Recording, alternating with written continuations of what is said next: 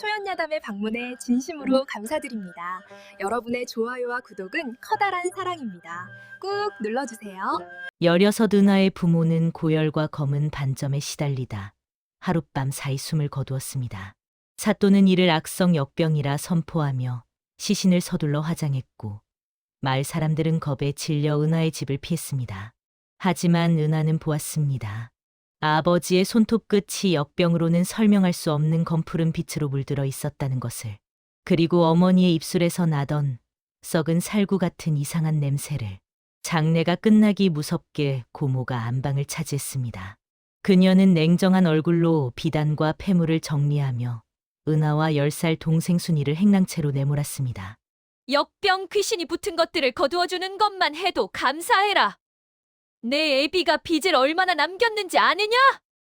은하는 항변하려 했지만 고모의 눈빛은 차가웠습니다. 어떠한 온정도 찾아볼 수 없었습니다.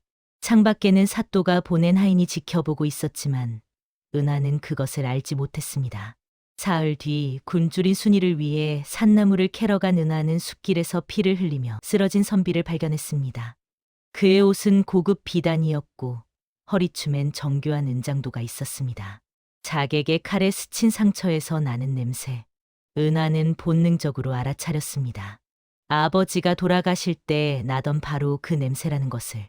은하는 작게 중얼거렸습니다. 이분도 도구로 당하셨어.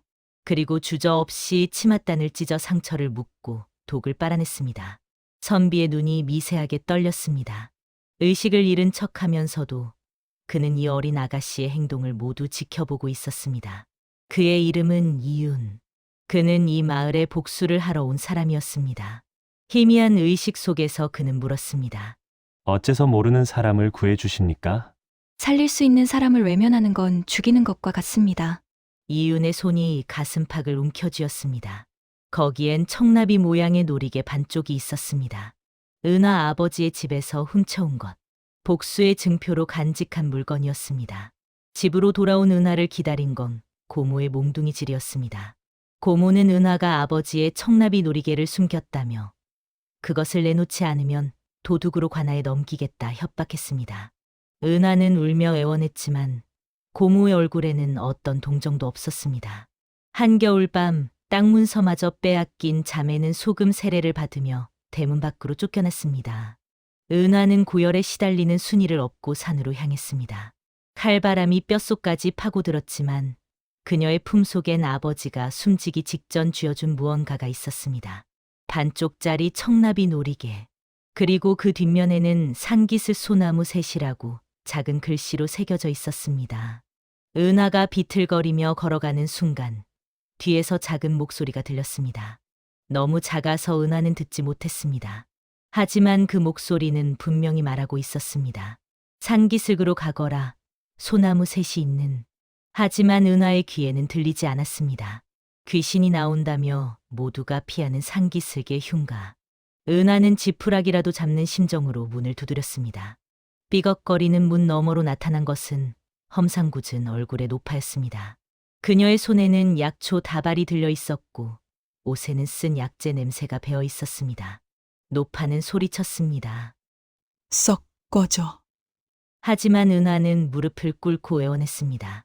하룻밤만, 제발 하룻밤만이라도 저희를 거두어 주십시오. 이 아이가 죽습니다. 노파는 순이를 힐끗 보았습니다. 의녀였던 그녀의 본능이 움직였습니다. 아이의 얼굴이 너무 창백했습니다. 노파는 마지못해 말했습니다. 헛간에서 자라. 그 아이는 내가 봐주지. 노파의 눈빛이 흔들렸습니다. 은하의 얼굴에서 누군가의 모습을 본 듯했습니다. 이튿날 새벽 은하가 깨어나니 노파가 순이의 맥을 짚고 있었습니다. 노파는 말했습니다. 이 아이는 폐가 약하니 이 약초를 다려 먹이거라. 은하는 조심스럽게 물었습니다. 할머니는 의원이세요? 노파는 잠시 망설이다 대답했습니다. 옛날엔 그랬지. 은하는 마당을 쓸고 노파를 위해 칡뿌리 죽을 끓였습니다. 노파는 한술 뜨더니 말했습니다. 맹물의 흙냄새만 나는구나. 그래도 솜씨가 정갈해. 누구한테 배웠느냐? 어머니한테서요. 내 어미 이름이 뭐였느냐? 모릅니다. 아버지는 이름을 부르지 않으셨어요. 노파의 손이 미세하게 떨렸습니다. 그녀는 은하를 똑바로 쳐다보았습니다. 16해 전에 잃었던 그 딸과 똑같은 얼굴이 자신의 마당에 서 있었습니다. 사흘 뒤 이윤이 초가집 마당으로 걸어 들어왔습니다. 그는 회복된 몸으로 능청스럽게 웃으며 은하에게 절을 했습니다. 생명의 은인을 다시 뵙는구려. 떠돌이 선비, 이윤이라 하오. 상처는 괜찮으신가요? 당신 덕에 목숨을 건졌소. 이 은혜를 어찌 갚아야 할지. 이윤의 눈빛은 부드러웠지만 그의 심장은 차갑게 식어 있었습니다. 이 아가씨가 바로 은하, 원수의 딸이라 하니, 하지만 그녀의 맑은 눈동자를 보는 순간 이상한 감정이 밀려왔습니다. 이윤은 노파에게 말했습니다. 제가 당분간 신세를 좀 져도 되겠습니까? 노파가 문 밖에서 대답했습니다. 방은 없어. 하지만 헛간 한쪽을 내어주지. 대신 장작을 패라. 그렇게 이윤은 은하의 곁에 머물게 되었습니다. 복수를 위해, 그녀를 감시하기 위해. 하지만 매일 밤 장작을 패고 순이에게 그를 가르치고 은하와 함께 저녁 하늘을 바라보는 시간들이 쌓여갈수록 이윤은 자신의 마음이 흔들리는 것을 느꼈습니다. 어느 날 밤, 이윤은 은하에게 호신용 단검술을 가르쳤습니다. 세상은 독사들 천지요. 내 몸을 지키지 못하면 진실도 지킬 수 없소. 내 손을 잡아보시오. 은하의 손이 이윤의 손 위에 포개졌습니다. 그의 손은 뜨거웠습니다. 칼을 쥐는 법을 가르치며 이윤은 은하의 뒤에 서서 그녀의 어깨에 손을 얹었습니다. 달빛이 두 사람의 그림자를 하나로 만들었습니다. 선비님은 어째서 저를 도와주시나요? 이윤은 잠시 침묵했다가 대답했습니다. 빚을 갚는 것이오. 하지만 이윤은 자신에게 거짓말을 하고 있었습니다. 빚이 아니었습니다. 이미 그의 심장은 복수가 아닌 다른 것을 향해 뛰기 시작했습니다. 하지만 그는 아직 그것을 인정할 수 없었습니다. 원수의 딸을 사랑한다는 것을. 훈련을 마친 어느 날 밤, 은하는 이윤의 허리춤에서 익숙한 것을 발견했습니다. 청나비 노리개, 자신의 것과 똑같은 모양이었습니다. 그것 어디서 구하셨습니까? 이것은 돌아가신 제 어머니의 유품이오. 거짓말이에요. 이건 우리 집안의 물건입니다. 어째서 당신이... 이윤의 얼굴이 굳었습니다. 계획이 틀어지고 있었습니다. 그는 은하의 손목을 잡았습니다. 당신 아버지를 아오? 그분은 어떤 사람이었소? 선하고 자상한 분이셨어요. 하지만 돌아가시기 전 며칠은 무언가에 시달리는 것 같으셨죠. 은하의 눈에 눈물이 맺혔습니다. 역병이 아니었어요. 누군가에게 살해당하신 거예요. 그때 두 사람의 대화를 엿듣던 노파가 방에서 나왔습니다. 그녀의 손에는 낡은 천 조각이 들려 있었습니다. 이리 와 봐라, 은하야. 노파는 은하 아버지가 입던 옷가지를 보여주었습니다. 그 안에서 발견된 것은 흰 가루 찌꺼기였습니다. 이건 반온초라는 독초다. 역병이 아니야. 조금씩, 아주 조금씩 먹이면 병처럼 보이게 만드는 금단의 독이지. 그럼 누가 아버지를... 노파는 잠시 침묵했다가 대답했습니다. 나도 내 아버지를 살해하려 했지만 사또가 먼저 16해 전 내 아버지가 내 딸을 납치해 갔지. 임신한 채로. 그 딸은 끝내 돌아오지 않았어. 하지만 증거를 찾았지. 내 아버지의 비밀 장부를. 노파는 천천히 말을 이어갔습니다. 내 남편은 궁중관리였고 정직한 사람이었어. 나는 궁중이녀로 어려서부터 궁에 들어가 침과 약을 배웠지. 왕족들의 병을 고치고 때로는 독을 다루기도 했어. 내 아버지가 내 딸을 납치하기 전 우리 가족은 아주 행복했단다. 그런데 내 아버지가 내 둘째 딸을 보고 반에 억지로 임신을 시켰음이 드러나 우리는 반대했다. 그리고 내 남편은 왕자의 비리를 목격했어. 그런데 오히려 역적으로 몰려 죽임을 당했다. 그래서 나는 왕자의 보약에 독을 탔지. 그런데 발각됐고 도망쳤다. 나는 내 아버지를 용서할 수 없었지. 그래서 수년간 반온초로 너희 집에 하녀를 침입해 내 아버지를 살해하려 했다. 그런데 최근 들어 내 아버지가 사또를 배신하려 하자 사또가 나보다 먼저 손을 써 내 아버지와 내 딸까지 살해했다. 불쌍한 내 딸 경이까지. 은하는 부정했습니다. 아니에요. 아버지는 그런 분이. 이윤이 끼어들었습니다. 사실이오. 은하, 이윤은 품에서 낡은 편지를 꺼냈습니다. 내 어머니의 유서요. 당신 아버지에게 남편을 잃고 밀무역 짐을 나르다 죽었소.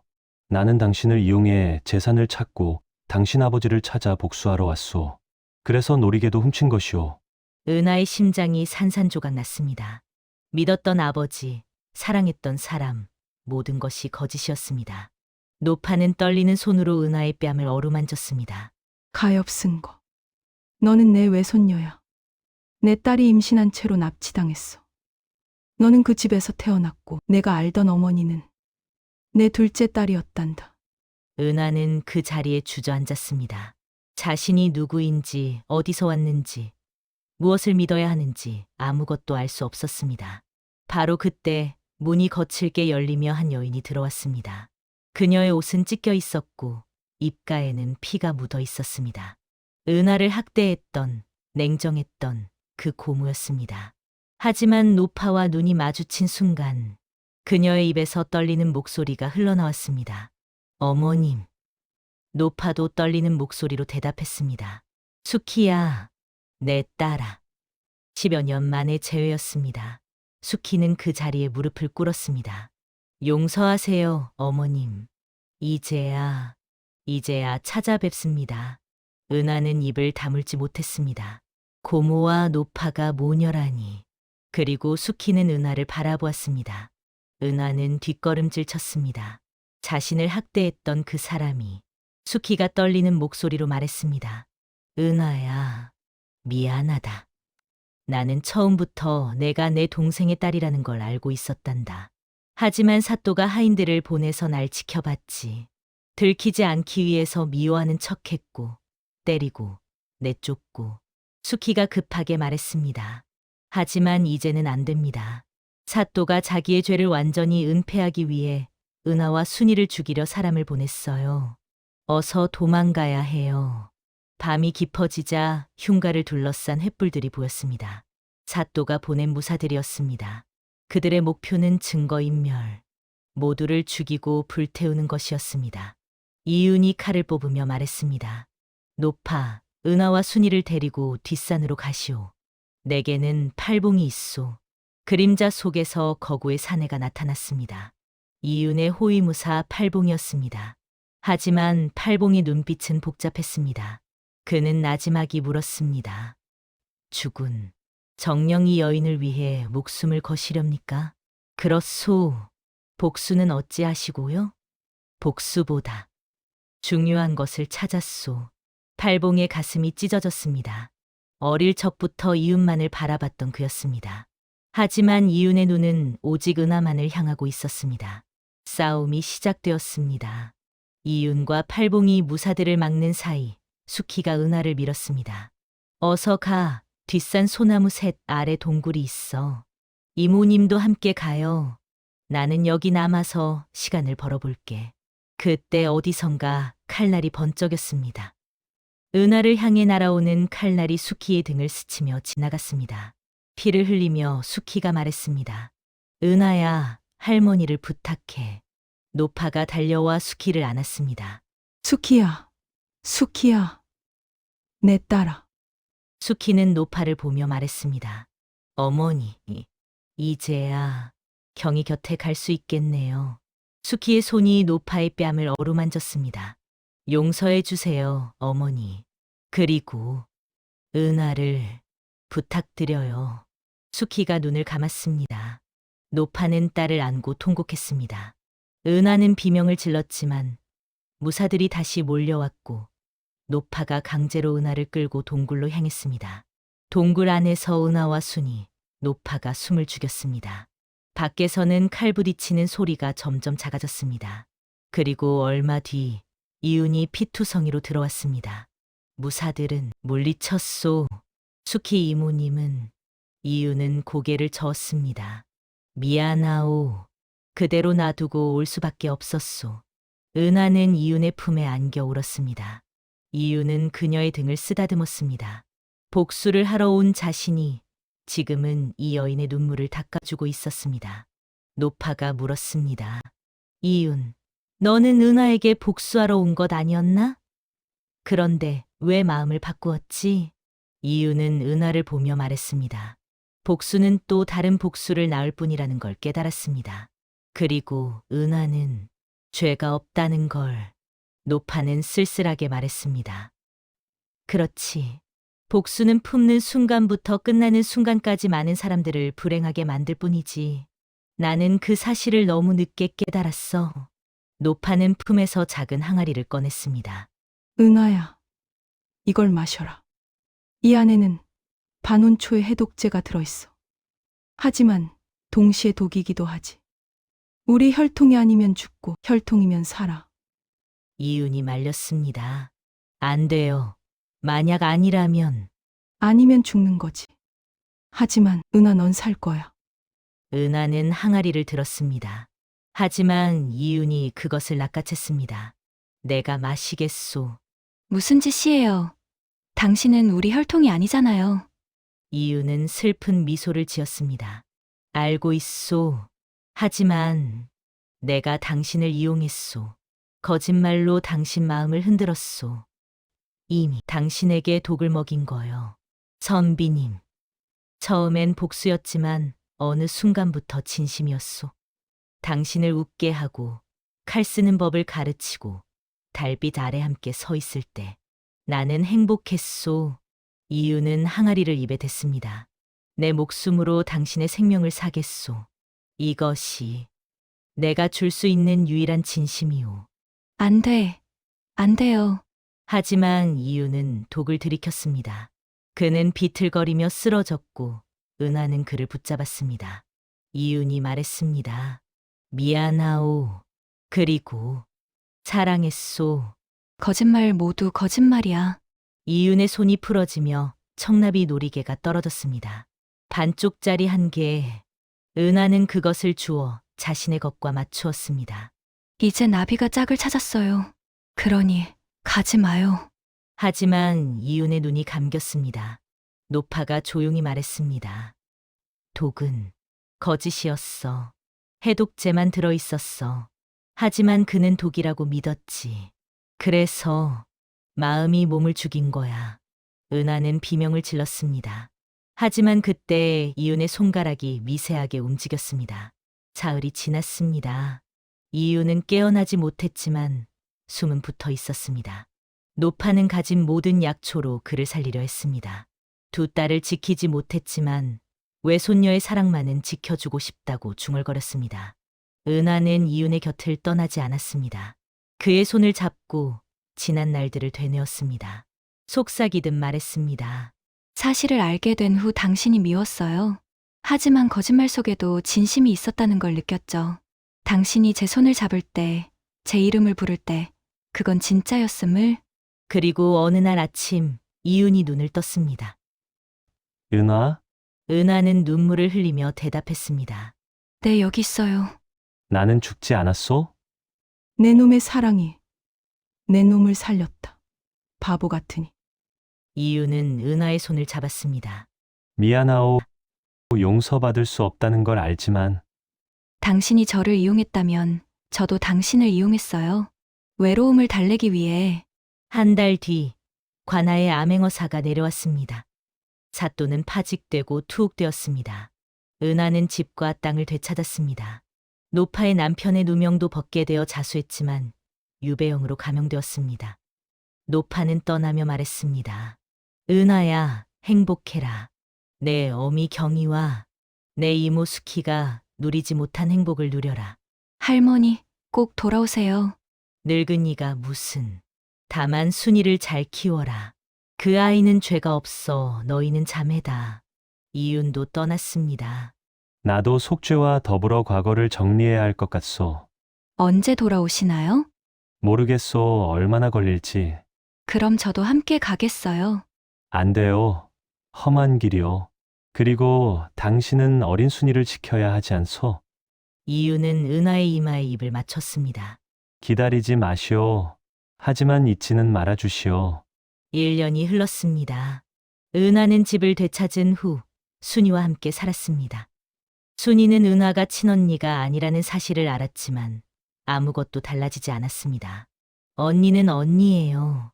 피가 아니라 마음이 가족을 만드는 거예요. 수키 이모님이 그렇게 가르쳐 주셨잖아요. 순이는 수키를 기억하고 있었습니다. 냉정했지만 마지막엔 자신들을 지켜준 그 사람을. 은하는 순이를 안아주었습니다. 봄이 왔습니다. 은하는 연못가에 앉아 청나비 놀이개를 바라봤습니다. 이윤이 남긴 것, 그리고 자신이 가진 것, 여전히 반쪽씩이었습니다. 은하는 혼잣말처럼 중얼거렸습니다. 당신은 거짓말쟁이에요. 진심이라고 했지만 결국 떠났잖아요. 하지만 저도 거짓말쟁이에요. 기다리지 않겠다고 했지만 매일 기다리고 있으니까요. 바람이 불어왔습니다. 은하는 눈을 감았습니다.